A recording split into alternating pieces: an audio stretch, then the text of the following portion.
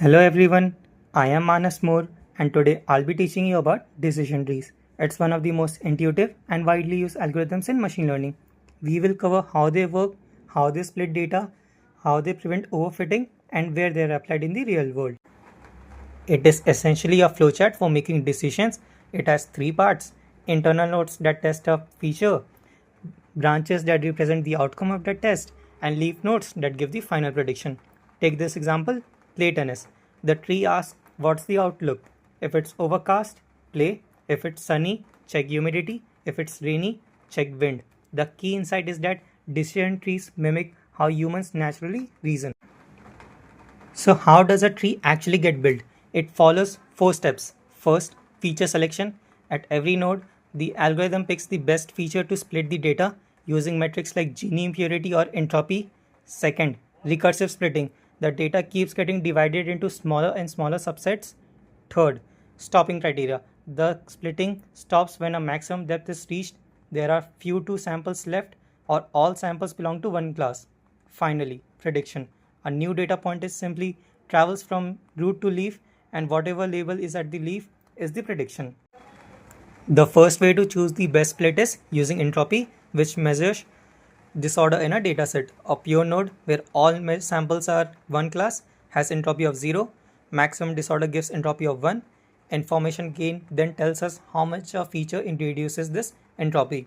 We always pick the feature with the highest information gain. The second splitting criterion is Gini impurity. Intuitively, it means the probability of misclassifying a randomly picked sample. A Gini of 0 means a perfectly pure node. 0.5 is the maximum impurity. To choose a split, we compute the weighted Gini across both child nodes and pick the feature that gives the lowest value.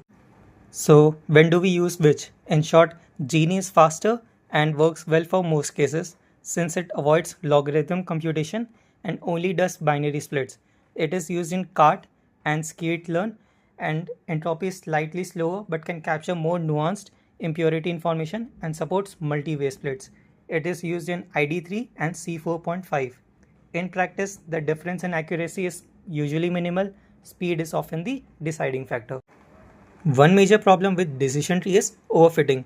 A deep, unconstrained tree will memorize the training data, including its noise, and fail to generalize to new data. This is high variance, low bias. The solution is pruning. Pre-pruning stops the tree early using limits like max depth or minimum samples. Post-pruning grows the full tree first and then removes the branches with little predictive power.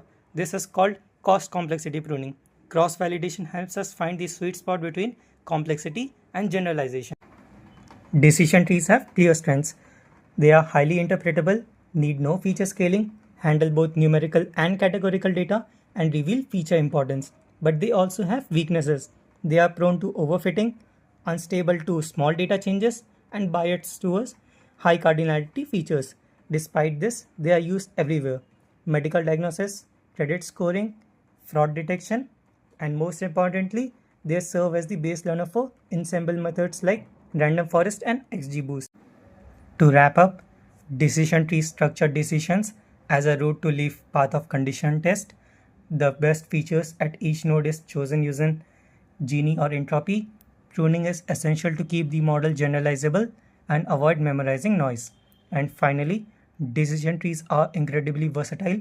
They work for both classification and regression and form the foundation of some of the most powerful ML algorithms today. This is it from my side. Thank you.